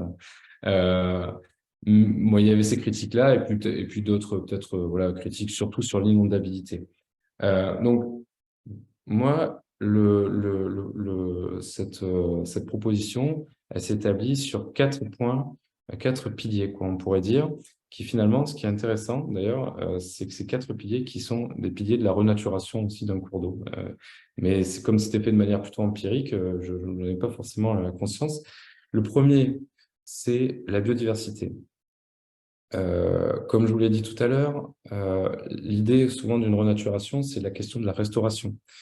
Et là, il y a la restauration donc d'un cours d'eau à cet endroit-là, mais il y a aussi la restauration en se disant qu'à cet endroit-là, c'est une suture entre un amont donc, qui a sa ripisylve et un espace de fonctionnement, même si il est quand même très remanié et artificialisé, et en aval aussi un espace qui a gardé sa ripisylve. Donc il y avait un intérêt aussi à travailler sur ces questions-là. C'est à l'endroit aussi où il y a le plus grand seuil, donc ça c'est au niveau hydraulique, c'est la plus grosse question à gérer, en donnant la possibilité finalement aux espèces, notamment les poissons, de remonter donc le cours d'eau et donc qu'ils soient dans un meilleur état de fonctionnement. Et puis de lutter aussi contre l'artificialisation des sols, comme je vous l'ai dit, puisque la Lausanne est issue du plan biodiversité. Le deuxième pilier, c'est le climat. Quand on crée comme ça, on recrée un cours d'eau fonctionnel avec sa végétation, on favorise ce qu'on appelle l'évapotranspiration, c'est-à-dire que les plantes captent de l'eau hein, donc dans le sol, et puis après vont transpirer, et de l'eau va s'évaporer, et donc va permettre globalement à l'air de se rafraîchir autour donc du lèse, et dans un contexte d'un quartier en plus où il y a très peu d'espace extérieur, en tout cas sur le mail d'Antigone, et puis très proche de l'Écusson, il paraissait intéressant aussi que les gens puissent bénéficier ce qu'on pourrait appeler d'un espace, en tout cas d'un corridor de fraîcheur générée à la fois par l'eau, bien sûr, du fleuve, et de la végétation qui lui est associée, alors que là, maintenant, actuellement, on a des rives qui sont bétonnées et, bon, et qui, donc, forcément, n'ont pas d'intérêt par rapport à ça.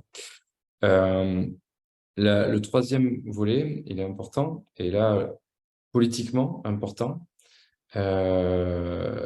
il concerne l'aspect social. C'est-à-dire que l'idée aussi, c'est de pouvoir permettre aux habitants de Montpellier, voire de la métropole, parce qu'il y a une sorte de centralité métropolitaine, de bénéficier d'un espace, donc un parc quoi, de 10 hectares, ce qui est quand même important, et de redonner des usages récréatifs à l'eau. Et ça, moi, je trouve que vraiment, j'y tiens beaucoup. La question, je vous montrais tout à l'heure les guinguettes avec des gens qui étaient sur des canaux et autres. L'aspect récréatif de l'eau est vraiment, à mon sens, important et pas du tout antinomique avec un cours d'eau fonctionnel, avec une notion d'écologie, quoi. Je pense que en sensibilisant les gens, on peut aussi leur permettre d'avoir un usage récréatif de l'eau, quoi. Je renvoie pour ça aussi à une question qui a marqué, pour moi en tout cas, l'hiver précédent, cet hiver-là, c'est la question des piscines et de l'énergie. C'est-à-dire que globalement, on voit petit à petit que la question des piscines publiques est un modèle qui tend à être obsolète. Et il y a des travaux d'études. Récemment, il y a eu une recherche qui a été faite qui était pas mal sur le fait de se dire est-ce que les cours d'eau peuvent être nos nouveaux espaces de baignade. Et donc, ça renvoie aussi à ce qu'ils sont en train d'essayer de faire à Paris, JO 2024. Bon, alors là, les Jeux Olympiques 2024, c'est vraiment totalement à l'opposé de ce que je prône, mais ça renvoie surtout peut-être à Berne, par exemple, pour ceux qui connaissent, en Suisse, où les gens vont au travail, alors eux, directement dans l'eau, en prenant leurs affaires dans un sac étanche, et puis il y a cet usage-là de l'eau qu'on a un peu oublié, et je pense que il faut, pour aimer cet espace, ce fleuve, il faut aussi le pratiquer et y être au plus près. Voilà. Donc, c'est les aménités environnementales et le caractère récréatif qui est vraiment important. Et puis, enfin, la question hydraulique. La question hydraulique, c'est que le LES retrouve en partie certaines fonctionnalités. Il ne faut pas être dupe, je ne suis pas dupe non plus. On est dans un contexte urbain. On n'est pas en train de renaturer totalement un cours d'eau comme je vous montrais à la Vérune, mais quand même, il y a cet enjeu-là de renaturation et de permettre à ce que le lit mineur et le lit moyen du LES puissent interagir d'une autre manière que totalement artificialisée. C'est-à-dire que là, actuellement, comment ça se passe? C'est que quand l'eau monte, finalement, elle va être contenue dans une sorte de réservoir qui a été calibré de la sorte, avec des altimétries, comme je vous montrais tout à l'heure, qui monte jusqu'aux marches des restaurants là, qu'il y a juste à côté. Et après, l'eau, elle va redescendre dans son lit mineur pour aller très fort vers l'Atte, avec encore là des possibilités de la dévier sur notamment la Lironde du Méjean, voilà. Et les bassins d'orage, voilà, globalement. Donc, c'est une gestion très hydraulicienne, voilà, très comment dire, hydraulicienne un peu à l'ancienne, ce qu'on appelle un peu vulgairement la politique du tout tuyau. Là, l'idée, c'est qu'on laisse l'eau, au contraire, ne pas prendre trop de vitesse et s'infiltrer directement dans les sols où elle est tombée, et que quand l'eau monte dans le cours d'eau, elle puisse aussi s'infiltrer directement sur ces rives. Et donc, in fine, qu'en aval, on ait moins de fortes inondations parce que l'eau, on l'a stockée plus en amont. C'est vraiment deux logiques hydrauliques qui s'affrontent entre une logique très hydraulicienne et une logique plutôt des solutions fondées sur la nature. Maintenant, c'est une autre ingénierie, c'est une ingénierie écologique qui est un peu plus complexe parce qu'elle nécessite de comprendre aussi les interactions, comme je vous le disais, avec les sols notamment. Mais je suis en tout cas assez convaincu que c'est là-dedans qu'il faudra aller par la suite. Et d'ailleurs, je vous montrais tout à l'heure la désimperméabilisation des cours d'école de Montpellier et toutes les logiques de désimperméabilisation, pourtant je le dis souvent, mais je le fourche encore, qui sont menées notamment par le biais des agences de l'eau. On voit toute la nécessité d'infiltrer l'eau directement sur le sol qui la reçoit. Deuxième intérêt aussi à ça, c'est que quand l'eau elle s'infiltre directement, elle est moins souillée en hydrocarbures, parce que quand elle va aller sur la voirie, forcément, elle va récupérer tout un tas de polluants qu'elle va redonner au cours d'eau, forcément. Donc, c'est moins de polluants aussi en aval. Et puis, les sols qui sont fonctionnels, c'est des sols qui vont pas s'éroder. Et là, je parle plutôt des parties amont quand on est là plutôt sur des plaines agricoles, mais c'est encore autre chose. Donc, globalement, 4 piliers qui peuvent être aussi les 4 grands piliers de la restauration écologique de cours d'eau. C'est la biodiversité, le climat, social et hydraulique. Et je vous renvoie tout à l'heure, quand on voyait la restauration de la plaine alluviale de la Mousson, l'enjeu social y était, puisque je n'en ai pas parlé, mais c'était indiqué sur le slide, qu'il y avait tout un espace pédagogique qui n'est pas encore, qui va y être. Vous voyez, il y a toujours ce caractère social aussi dans la renaturation. Et on pourrait faire, d'ailleurs, il y en a des conférences sur les solutions fondées sur la nature. Les solutions fondées sur la nature intègrent toujours un volet social dans les actions. Ça, c'est vraiment très important. Donc, je pense que de manière générale, moi, je pense que j'ai assez parlé. Ce serait bien qu'il y ait un temps d'échange. Je vous remercie de m'avoir écouté. Je vois que par rapport, il n'y a pas eu de personnes qui sont parties. Alors, il y en a qui sont parties, qui sont revenues, et ça fait un nombre fixe. Mais en tout cas, je vous remercie beaucoup de m'avoir écouté jusque-là. J'espère, j'ai été peut-être un peu long, j'en suis désolé. Mais maintenant, si vous avez des questions, je suis prêt à y répondre et puis à débattre. Voilà. Bah, merci beaucoup, Damien Vielvin. C'était en plus la première fois qu'il y avait cet exercice comme ça, confronté à un écran, sans interaction. Et voilà, ça a été mené brillamment. Alors, il y a des questions, on l'avait annoncé, hein, les questions-réponses arriveraient à la fin de l'intervention. Alors, j'ai regardé, parfois il n'y a pas de questions, il y a des remarques, Damien, donc peut-être que ça va vous amener à revenir au tout début de votre intervention, c'est Oui, probable. Damien, si vous cliquez sur l'onglet QR et si vous remontez, oui. Audrey Dumur du Québec, notamment, indiquait, et tout le monde, hein, je pense, a accès aux remarques d'Audrey. Elle indiquait, donc c'était au tout début de votre intervention, hein, Damien, les Alors, critères de la donc, certification. je vais dans le, je fais au fur et à mesure. Donc, Ouais. donc Audrey, les critères de certification site traitent des questions du seul. Alors, bon, ça, la certification site, je peux pas en dire beaucoup plus. Je suis pas sachant là, sur la question, mais je prends acte. La végétalisation devrait intégrer des plantes dépolluantes, bien sûr. Et bah, donc j'ai pas dit, mais même dans cet enjeu-là, en fait, il y a aussi des plantes qui permettent à l'eau, effectivement, de s'épurer. J'en parlais notamment de la phytoremédiation aussi, hein, de la végétalisation. Donc, les plantes dépolluantes et développer des plantations d'arbres à forte canopée pour limiter les eaux de chaleur, oui, bien sûr. Donc, alors, il y a quand même une limite à ça sur la végétalisation, c'est la question de l'eau, hein. Donc, les plantes dépolluantes, oui, j'en parlais tout à l'heure, effectivement. Et la canopée, il y a 2 facteurs pour moi limitants en ville à la plantation d'arbres. D'une part, la ressource en eau et d'autre part, la ressource en sol. La réalité, c'est qu'on a des sols comment dire, très pauvres la plupart du temps en ville et qui est bourré de réseaux, quoi, en fait, hein, avec très, très peu, finalement, de ressources.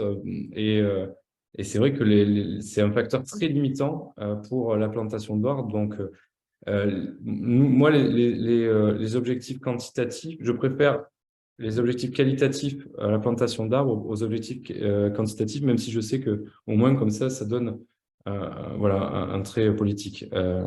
OK, donc 500 000 pour Québec, nous sommes à 250 000 actuellement. Ça, je sais pas quand est-ce que c'était, mais OK, Moi non plus. Damien, je ne pourrais pas Bon, vous appuyer. je- Et alors Audrey, Jean-François, n'hésitez pas à revenir sur vos questions. Vous êtes encore présente alors à la reprise Jean-François, physique. quid du Chabot du Lez? Ben, je pense que j'en ai parlé beaucoup et j'ai même parlé du Chabot de l'Emscher et de la question du Chabot de manière générale. Alors, il vit pas vraiment à Montferrier, hein, le Chabot du Lez. Vraiment, les populations qu'on a, elles sont plutôt vers Prades. D'ailleurs, récemment, il y a des aménagements spécifiques qui ont été faits sur le Lez pour le traverser, au droit pour aller à Restinclière, au parc de Restinclière, justement pour protéger les populations de chabots qui se trouvent à cet endroit-là. Donc, c'est plutôt vraiment très directement après la source et à Prades. Mais je pense que cette question, elle était posée avant que je parle du chabot. Oui, c'est La exactement question de ça. l'eau était le credo de feu Georges Frêche, euh, qui avait bien vu les limites de l'urbanisation de notre métropole. Oui, oui. Oui. Non, mais en fait, 82, oui, ça correspond à Georges Frêche. En tout cas, donc effectivement, c'est là où il savait très bien, bon, aidé par d'autres, hein, notamment du Grand et d'autres encore, hein, même le Paul Valéry, les laboratoires. Maintenant, il y a quelque chose qui est un peu dommage avec Georges Frêche. Euh, c'est que quand on a fait Maera, il lui avait été proposé apparemment de faire un double réseau pour les eaux usées. Je n'en ai pas parlé hein, des eaux usées, mais c'est vraiment peut-être un des trésors qu'on a pour plus tard pour pallier. Parce que là, je ne parlais pas vraiment du problème de l'eau. Je ne peux pas traiter de tous les sujets aussi. Mais effectivement, il y avait été proposé de faire un double réseau pour ramener les eaux usées plus en amont pour justement se servir plus tard des eaux usées et ça n'a pas été accepté. Peut-être que maintenant, on en aurait bien profité. Mais oui, Georges Frêche, dans tous les cas, avait des visions, d'autres visions, plusieurs visions. Elle veut envisager une plantation d'arbres adultes. Comment y parvenir quand on voit sur votre image des platanes d'environ Alors, encore une fois, des platanes d'environ une centaine d'années. Alors, euh, encore une fois, c'est une image. Ce n'est pas un projet. Et ce que je dirais aussi, j'ai oublié de le dire à la fin, parce que je voyais que je dépassais le temps, je voulais pas que les personnes s'impatientent trop. Euh, pour qu'il y ait projet, il faut qu'il y ait des acteurs. Cet enjeu-là, moi, ce que j'aimerais, et ce qui est peut-être en train de se faire, je l'espère, vous voyez, la semaine dernière, je faisais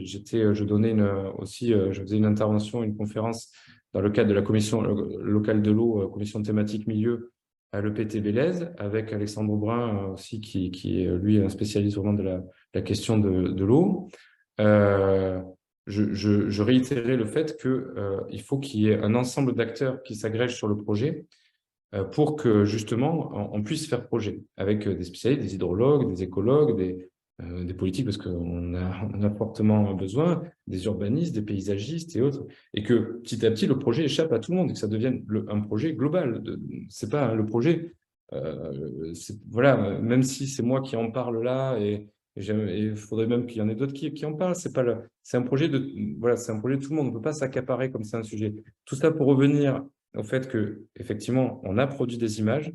Pour produire ces images, on les a produites pour qu'elles soient séduisantes. Et que pour qu'elles soient séduisantes, il faut qu'il y ait des grands arbres. Maintenant, je ne préconise pas de planter de grands arbres adultes. Comme je l'ai dit tout à l'heure, avec le Francis Allais, alors sans planter forcément des graines, on peut planter des jeunes arbres, mais non, bien sûr qu'il ne faut pas planter des arbres adultes. La base de tout ça, c'est quand même le système racinaire. Voilà. Le système racinaire, il se fera mal si l'arbre il est arrivé directement de pépinière quasiment sans racines. Est-ce que dans les réaménagements, OK. Audrey, Alors, est-ce que dans les peut-être, réaménagements Damien, faits, juste pour préciser, effectivement, j'ai parlé de projet parce que je viens d'une autre formation, de l'idée au projet.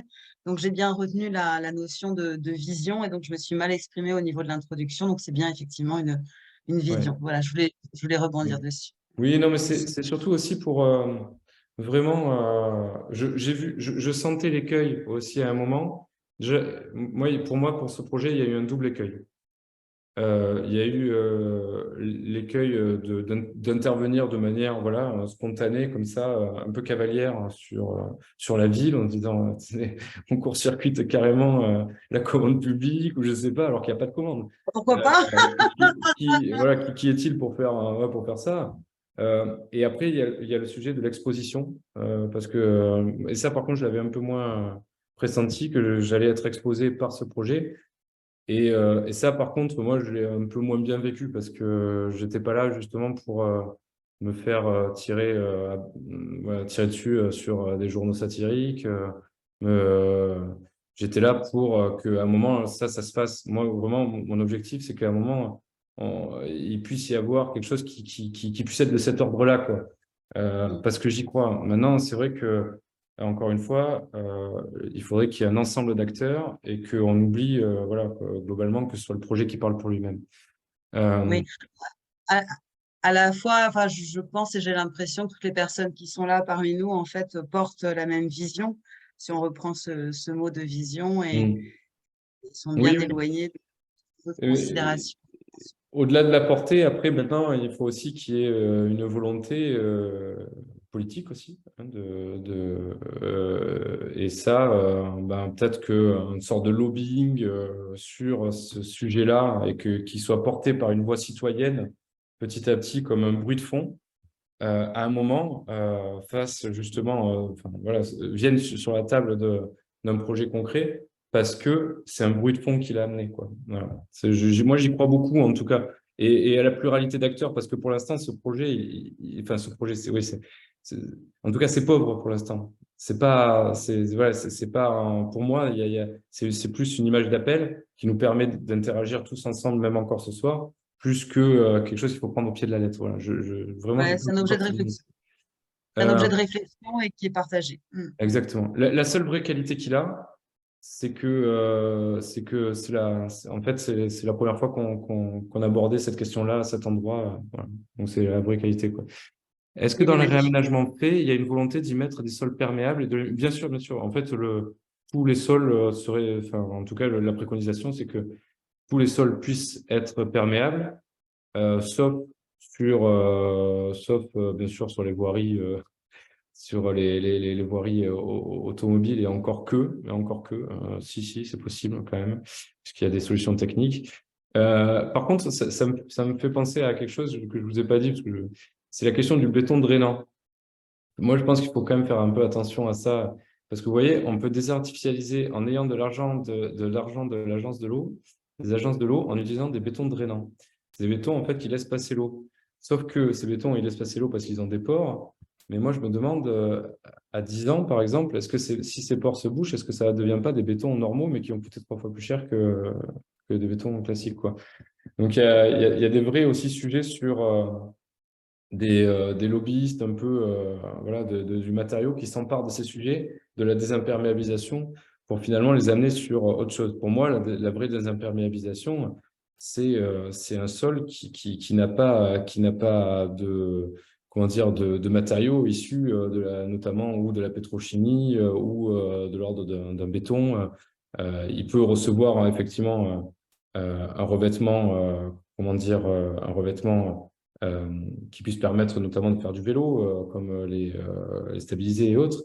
Mais les bétons, les enrobés, etc., ça, c'est beaucoup plus compliqué. Donc, oui, bien sûr, des sols perméables, c'est l'idée, ouais, c'est l'idée. Yvan de Bregues, dans le secteur existant, vous avez réaménagé dans le secteur existant que vous avez réimaginé en renaturalisation, la hauteur de la crue décennale et centenale est-elle importante? Vous en remercie. Oui, oui, oui, non, c'est ce que je vous ai montré tout à l'heure. En fait, les épisodes exceptionnels, on voyait à peu près où ça se situait, quoi. Donc oui, c'est quand même assez important. Mais l'idée n'est pas de réduire les altimétries, en fait, hein. C'est vraiment de garder les altimétries par rapport au bâti qui, dans tous les cas, c'est déjà installé. En fait, on est dans une situation un peu de vallée, quoi, hein. Euh, mais de les travailler différemment. Mais oui, oui, il y a quand même des crues. Et sachant qu'en plus, maintenant, les crues centenales, c'est pas une crue tous les 100 ans, hein, c'est une occurrence. Donc, ça veut dire qu'il y a une chance sur 100 que cette crue apparaisse donc par année. Mais avec les rouages du réchauffement climatique, les épisodes exceptionnels tendent à être un peu moins exceptionnels, quand même. Donc, voilà, c'est aussi là-dessus qu'il faut être assez vigilant. Audrey, traiter les cours d'eau est une excellente chose. Qu'en est-il des parkings? Car à Montréal, par exemple, la question est étudiée notamment pour la gestion de l'eau de pluie et de redonner au sol une perméabilité. Oui, bien sûr, les parkings. Maintenant, moi, le sujet de ce soir, c'était celui-ci. Bien sûr que les parkings sont un sujet aussi, comme peuvent l'être les cours d'école que j'ai très rapidement, dont j'ai rapidement parlé. Globalement, la désartificialisation en ville, c'est un sujet à tous les étages, en fait, hein, enfin, de manière générale. Jean-François Dorès, je ne serais pas choqué par une plantation d'arbres adultes, je pense, voilà, dans ce cas précis. Je pense pas. Alors moi, pourquoi je trouve que c'est intéressant d'avoir des jeunes arbres, c'est aussi comment dire, la question pédagogique là-dedans. Je vous parlais de l'aspect social, c'est que le fait de voir qu'un arbre pousse, quoi. Vous voyez, donc, mais que voilà, quand on le plante petit, et puis que 10 ans après, le paysage a changé, 20 ans après, c'est plus le même, 50 ans, il commence à s'installer, et puis après, il évolue parce qu'il y a des arbres en fait, qui n'ont pas résisté, il y en a d'autres qui ont pris la place, etc. Je pense que la succession végétale et le fait de voir grandir les arbres est assez important, et qu'il peut y avoir un paysage de strates végétales basses à moyennes, sans que ça dégrade forcément les qualités paysagères. Et au contraire, même, il pourrait y avoir des ateliers avec les scolaires et autres. Donc, moi, je trouve ça plutôt intéressant, justement, qu'à la base, ce soit des enjeux manipulables. Voilà. Quid des essences de végétaux à planter? Alors bon, j'ai pas, mais là, globalement, on a beaucoup d'aulnes, de frênes et autres. Il faudrait vraiment voir entre le sol, entre le sol et le cours d'eau. On a planté des platanes aussi en amont qui vraiment ont réussi à armer. Là, j'ai des photos magnifiques de ça où les racines ont totalement armé la ripisylve. Mais oui, les aulnes, les frênes, tout ça, c'est plutôt des espèces qu'on va planter en ripisylve. Après, si on voit la ripisylve juste après, on a beaucoup d'autres espèces d'arbres. Sachant que ce qui est intéressant, c'est que comme c'est étagé, c'est un peu la logique aussi au parc Charpak qu'on a juste après, quoi. C'est que l'étagement des arbres appelle à des essences différentes, quoi. C'est-à-dire qu'au Charpak, par exemple, on a des peupliers vraiment dans leur rétention, parce que c'est un bassin de rétention aussi, ce parc Charpak, mais on a des chênes verts qui sont plus hauts, par exemple. En sachant que les chênes verts, a priori, dans le contexte de réchauffement climatique, ils sont en train de se déplacer plutôt vers le centre de la France. Mais bon, ça, c'est encore un autre sujet. Le plan climat, merci. Ben, merci, je regarderai, je prendrai le lien. Moi, alors, j'aurais pu ce soir intervenir en plus avec Alexandre Brun, qui lui a beaucoup travaillé. C'est dommage, mais il faudra que je vous mette en relation. Alors, n'hésitez pas à nous mettre en relation parce que Alexandre Brun, lui, a travaillé à Montréal, quoi, sur la restauration d'un grand cours d'eau. C'était c'était pas je vais pas dire de bêtises, le Saint-Laurent, ou vous me direz, Audrey. Mais en tout cas, la restauration écologique d'une grande rivière à Québec. Jean-François Dorès, je suis assez d'accord à ce que l'on importe des arbres adultes dans ce cas de projet spécifique, on sent qu'il faut recréer un biotope ex nihilo et que donc l'arrivée de jeunes arbrisseaux est aussi problématique. Oui, oui, non, mais vu qu'effectivement on se place dans un cadre très artificiel, il y aurait pas comment dire, de honte écologique à planter des sujets adultes. Maintenant, il y a, les enjeux pour moi, ils sont plus pédagogiques, paysagers. Et il faut voir. Après, c'est sûr, dans tous les cas, quand même, je reste convaincu, je pense que Jean-François aussi, qu'un arbre qui peut faire ses racines dans le sol qui va l'accueillir à terme aura beaucoup plus de chances de survivre qu'un arbre qui a été déplacé. sachant qu'il a été déplacé avec très peu de racines, forcément, hein, quand on ne peut pas avoir autant de racines qu'avec un arbre qui s'est développé dans sa pleine terre. Donc c'est là où c'est un peu compliqué. Mais oui, oui, bien sûr, dans un système artificialisé, on accepte. C'est pas le même cas que ce que je vous ai montré tout à l'heure avec la plaine alluviale, où là, on plantait vraiment de très jeunes arbres. Voilà, Oui, rien n'est exclusif, hein, c'est ça. C'est-à-dire qu'il peut y oui, avoir oui, toutes les oui, graines, de petits arbres, des jeunes arbres et puis des arbres adultes. On oui, peut oui, tout. voilà, oui, oui, c'est. Alors, Jean-François, sur la question des bétons drainants et la vie des insectes, j'étendrai la question des insectes à la faune du sol de manière générale, hein. Vraiment, que ce soit effectivement arthropodes ou que ce soit enfin, d'autres, enfin, tout ce qui est colambole, enfin, parce qu'on n'en parle pas beaucoup, mais enfin, il y en a plein, enfin, toute la faune du sol, de manière générale, effectivement. Quand on a des bétons drainants, on répond à un impératif et encore un impératif court-termiste de désimperméabilisation. Mais par contre, on met vraiment un coup de poignard à chaque fois sur l'objectif biodiversité. Et le gros problème, ça renvoie à ce que je vous ai dit aussi tout à l'heure, c'est que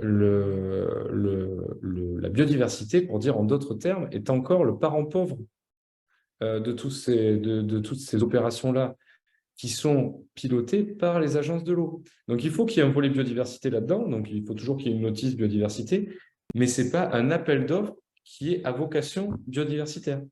C'est toujours dans une logique de risque inondation. Donc, dans une logique de risque inondation, un béton drainant, ça fonctionne. Dans une logique de biodiversité, un béton drainant, ça n'a aucune utilité. Rien du tout. À la limite, ouais, il vaudrait mieux mettre des cailloux, etc. Et là-dedans, on pourrait faire quelque chose. Mais non, béton drainant, rien du tout. Voilà. Et c'est vrai que je regardais encore récemment là, sur un documentaire, et à chaque fois, moi, je suis assez peiné, quoi. Je suis plus scandalisé parce que j'en ai regardé tellement que maintenant, je sais comment fonctionnent les journalistes, ils prennent toujours par le même bout de la lorgnette. Mais ils parlent de l'eau, ils parlent du fonctionnement des cours d'eau, etc. Et ils oublient en fait toute la question de la biodiversité, qui est un enjeu majeur en fait de tout ça, parce que sans une biodiversité, j'en ai pas parlé de la question même de la biodiversité qui devrait prendre elle-même aussi un format en particulier, parce que souvent les gens confondent biodiversité et nature, etc. C'est un peu compliqué.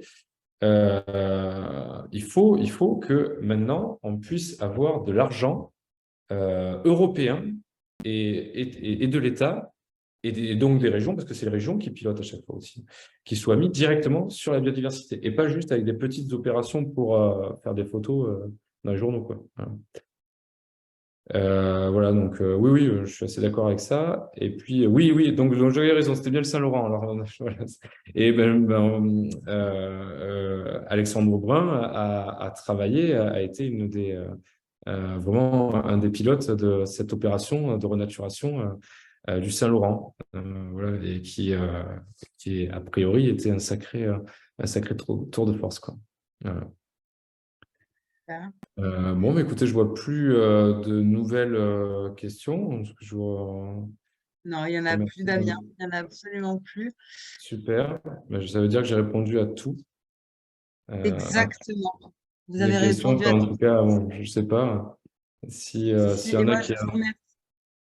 Comment? je vous remercie grandement pour cette présentation et qui effectivement est une vision bien évidemment moi, que je partage Merci Audrey, grandement en merci tant que beaucoup. citoyenne. Voilà, tout le monde vous remercie. Ben, de Audrey rien. du Et puis Québec. voilà, si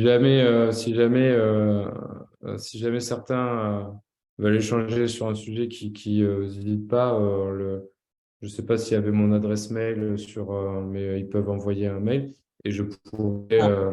et je pourrais aussi, s'il y en a qui ont envie d'avoir une bibliographie un peu comme ça c'est ce que je fais avec mes étudiants, quoi. Donc j'ai toujours la bibliographie prête. Et si certains ont envie d'aller plus loin et ont envie de lire des bouquins qui sont liés. D'ailleurs, juste un truc, je vous recommande vraiment moi, c'est la collection que j'adore en ce moment, c'est chez Actes Sud, Les Mondes Sauvages. Regardez cette collection, il y a une trentaine de bouquins actuellement, là, il en sort toujours. Et vraiment, Actes Sud, Les Mondes Sauvages, c'est vraiment passionnant. Et notamment, un des derniers, Sanglier, géographie d'un animal politique, qui est vraiment exceptionnel. Voilà. Donc, si déjà, il y a quand même pas mal là-dedans. Et puis, si vous voulez, en tout cas, une bibliographie, n'hésitez pas, je pourrais vous en donner une spécialement liée à cette courte intervention, quoi. Et Damien, redis-moi, voilà. c'est sanglier. C'est sanglier, géographe d'un animal politique. Sanglier, géographie d'un animal politique. Enfin, Géographie d'un animal politique. c'est un autre sujet, mais qui est au niveau paysager français et rapport de force politique, Oui, synégétique, etc., qui est pas mal, quoi. j'ai noté, Voilà. j'ai pris note. Voilà. J'ai pris note. Bah, on vous remercie effectivement dans l'onglet questions-réponses. Ouais, C'est parfait, c'est parfait. très bien. Ah, il y a une Parfait. réflexion d'Yvan, mais Yvan, c'est trop tard, Yvan de Bourgas. La structure de. Oui, oui, Bochil n'est absolument pas. Bon, alors c'est un autre débat peut-être, hein. Ça, Peut-être. c'est encore, voilà, c'est Voilà. encore un autre sujet. Ouais.